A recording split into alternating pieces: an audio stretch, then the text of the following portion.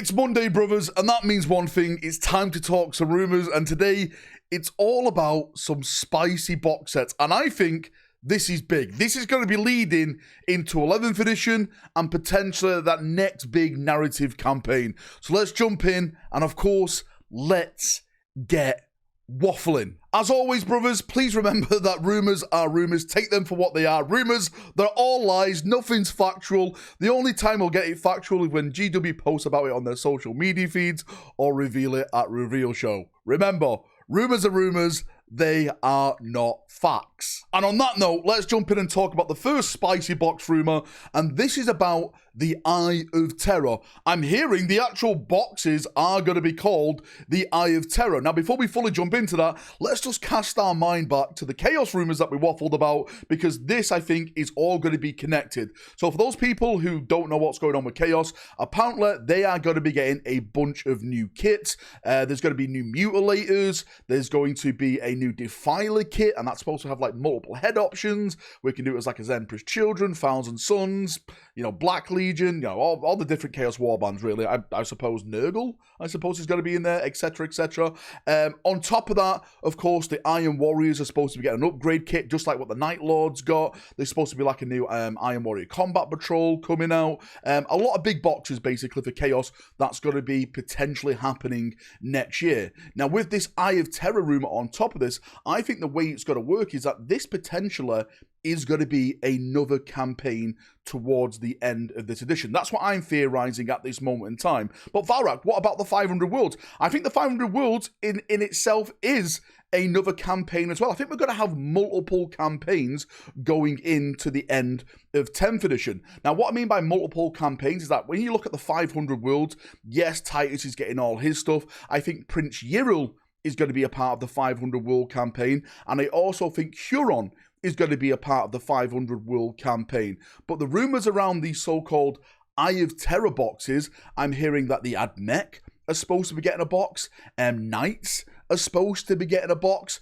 and my theory is that something's going to happen around the Eye of Terror, and I'm linking it to these new Chaos kits that we've just waffled about. I think they're going to be coming out, and I think that's going to be a campaign in itself. Maybe Chaos sees the Imperium in a weak spot right now with a Great Rift and stuff. They're spread too thin. Let's launch something out of there, and maybe then the Imperium sees this and sends a fleet to it, and that is a whole little narrative that for them to finish off the end campaign with on top of that, and we're going to get some boxes dedicated to that.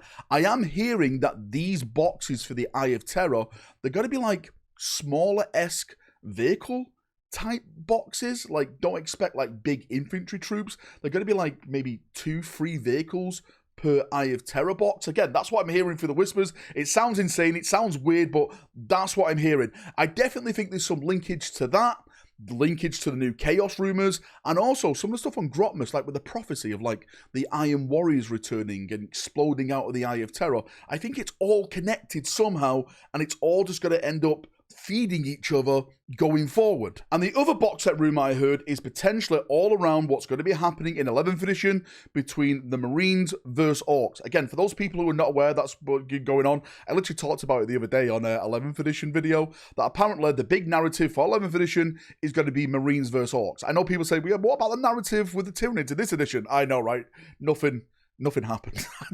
Yeah. The segments in Pacificus is still on fire, I guess, right? Still being eaten? We don't know, right? There's no stories there. But 11th edition is supposed to be about Marines, or should I say the Imperium versus Orcs, and we're going back to Armageddon. The Orcs are going to launch a new assault on Armageddon. I'm sure Gaz is going to be there and everything like that, and it's going to be all around that. Orcs versus Imperium. And a rumor that is attached to this is that apparently we're supposed to be getting boxes called Armageddon, and this is all going to stem from the 500 Worlds. Apparently the 500 Worlds is eventually going to evolve into like a mini crusade, a mini force that will then go towards Armageddon and assist them out. Again, the rumors around the box set we've heard so far for the 11th edition launch is supposed to be Blood Angels versus Orcs. That's the 11th edition box set. Again, they're not going to be Blood Angel theme models are just going to be painted in red. That is the big rumour at this moment in time, harkening back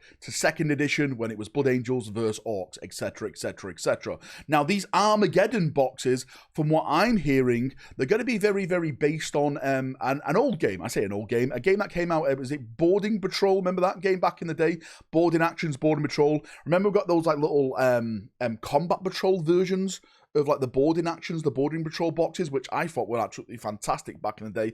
Apparently, that's going to be happening, and factions are going to be getting that type of love. So you're going to get an Orc one, you're going to get Imperial ones, you're going to get Space Marine ones, Sister Theme ones. One of the ones I did hear about is a potential Death Watch one, which is very exciting, because for me, I'm a massive Death Watch fan, and I think Death Watch deserve more. I really hated it when they got put into that Agents of the Imperium Codex, and I'm hoping that Death Watch start to get more and more love. They get their codex back, more characters, more cool vehicles, and everything like that. So fingers crossed. It does make sense when you think about it, because the Death Watch, of course, are going to be deployed to fight against the Orcs. They are the Xenos Hunters, the Xenos Killers. So hopefully Death Watch do have a big place in the story and also on the tabletop with hopefully brand new models. And on the subject of Armageddon, I have a feeling, right, a twinge down in my sacred Emperor Golden Balls that potentially maybe we're going to get a little tease of Armageddon